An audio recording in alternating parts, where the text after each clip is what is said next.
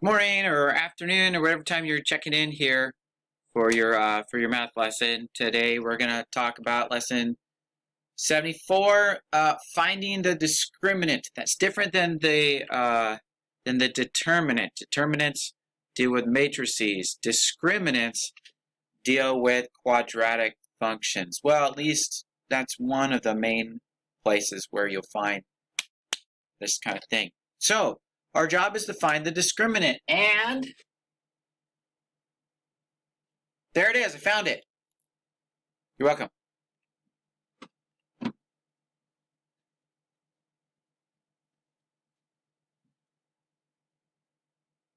you're still there?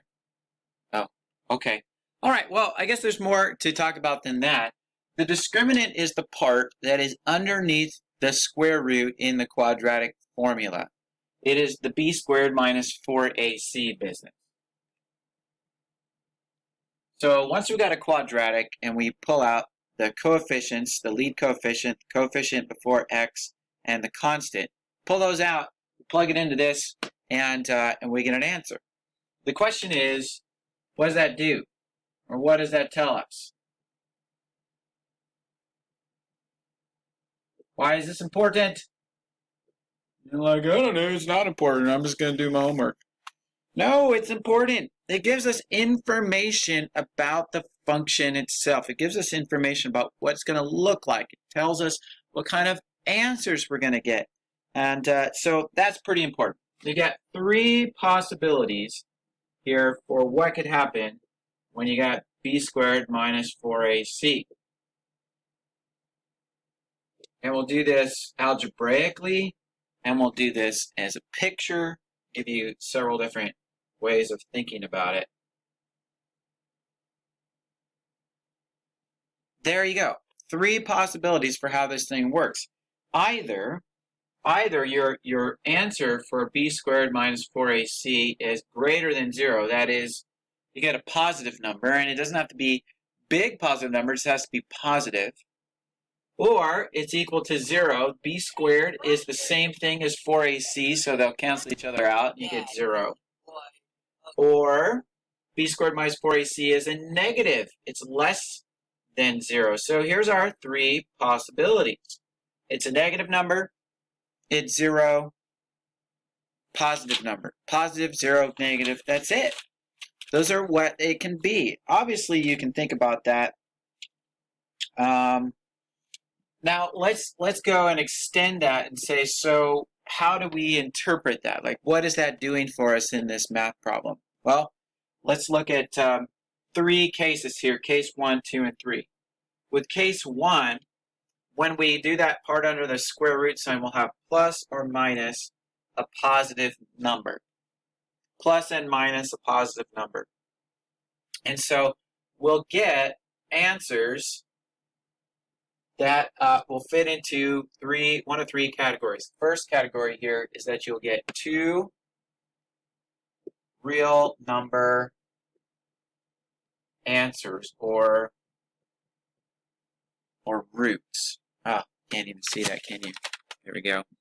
You get two real number answers or roots. It can still have a square root in there, like 2 square root 5 is still a real number. It still would fit somewhere on the number line. Fractions, square roots with fractions, as long as there's not a negative under that square root sign, we're going to get two real number answers, and we can get them exactly using the quadratic formula rather than our quadratic equation program or the polynomial root finder thing. It'll give approximations, but it'll always be two real number answers if that part underneath the square root sign is a positive number when you do b squared minus 4ac. Okay, if you've got this situation, square root of 0 is 0, so you end up having plus or minus nothing. You'll just have the negative b over 2a. That's all you'll get out of that answer for your quadratic roots and whatnot. And that turns into giving you one real number root. But technically, you get one real number root with a multiplicity of 2. You still get 2 roots, it's just the same number twice, but you only get one number.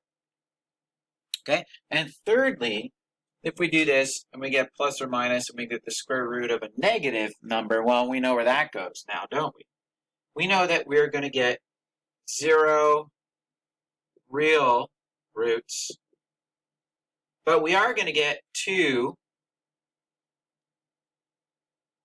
complex roots, 2 complex answers that are conjugates. We're going to have something like plus or minus 3i. That's 2 different answers, right? We'll have our negative b over 2a, and then we'll get some type of something there. But we're going to get a plus, we're going to get a minus, and that value is going to be the same, plus and minus. Those are complex conjugates of each other. Really comes in handy because we know when we multiply them back together, we're going to get real numbers, which you would have as coefficients for your quadratic. So the discriminant, really, it determines the kind of roots that you're going to get when you solve the quadratic formula. Okay, let me say that again. The discriminant determines the kind of roots you get when you solve the quadratic formula. Do you get 2 real number answers? Do you get 1 with a multiplicity of 2, or you're going to get 2 complex conjugates? Those are the choices. It's only in one of 3 categories. Now, let's relate that to these 3 cases to what the pictures would look like for that, and relate the types of answers you get to the picture for that. Remember, if you didn't get that, if you didn't write fast enough, just go back about 15 seconds and hit pause. Let me get out the blue pen here, and we'll draw ourselves case 1 type of picture, okay? Case 1. Normal parabola that crosses the axis twice. That is, b squared minus 4ac is greater than 0, or it's positive. We're going to get 2 real number on the number line answers that pop out. That's case 1. We'll get plus or minus a positive square root in there. Case 2.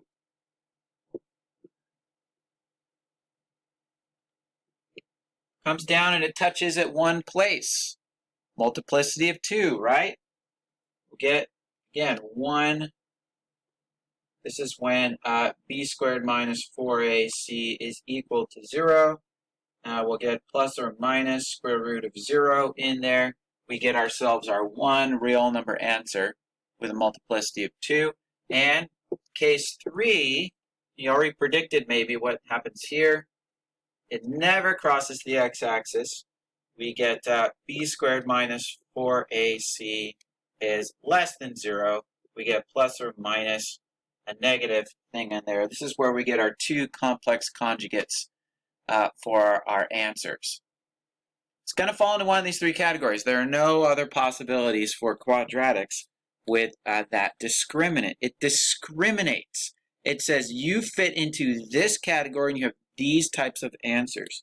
Or you fit into this category and you have these types of answers. These are the only 3 choices. Logically, that's how this thing can play out. So I'm just going to quickly show you 3 equations, 1 for each case, and just kind of start the process, but then automatically you'll see the only part that we're really worried about is that b squared minus 4ac part, and that will determine for us what we ought to expect our answers to look like. And pretty much that's it. We're not so concerned with what the exact answer is, but just if it's positive, negative, or if it's 0. Okay, so there's our 3 pictures. Let me clear the board here, and I'll put up the examples. Okay, I've got 3 cases here. It doesn't have to be our regular polynomials with x's. It can be anything. In this case, we've got some w's thrown in there just for fun. And but once we do a little bit of rearranging and get it into the standard form, then we can identify a, b, and c. We can plug it into here and realize that's the part under the square root sign. And if it's positive, that's case 1. If it's 0, it's case 2. And if it's negative, it's case 3. 2 real answers, 1 real answer, 2 complex conjugates. That's how this is going to work. So here, clean this up. We're going to move that 50 over. And that will give us 0 equals negative 16x squared plus 55x and minus 40. We really don't need to go any further and rearrange anything else. We can move everything to the other side, but it doesn't matter.